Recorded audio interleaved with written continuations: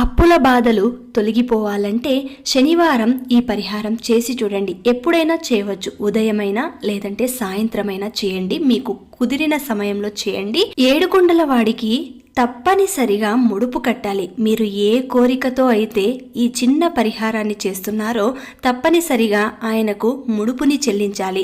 అది పసుపు వస్త్రంలోనే చెల్లించాలి. కాబట్టి పసుపు వస్త్రంలో ఎంత డబ్బులు ముడుపు కట్టాలి అని మీ మనసుకు అనిపిస్తుందో అంత మాత్రమే కట్టండి. ఆ తర్వాత ముడుపు కట్టినది స్వామివారి ముందు ఉంచి ఆయనకు ఏదైనా మీకు తోచిన నైవేద్యం పెట్టి ఒక చిన్న దీపం, అది కూడా బియ్యం పిండితో తయారు చేసిన దీపం, బియ్యం పిండిలో కొద్దిగా నెయ్యి వేసి కొద్దిగా బెల్లం వేసి దానిని దీపపు ప్రమిదంలాగా చేసి 7 వత్తులు వేసి నేతితో దీపారాధన చేయండి. ఇలాగా 7 వారాలు చేసి 7వ వారం తిరుపతికి ముడుపుతో సహా వెళ్లి మొక్కును చెల్లించుకోవాలి.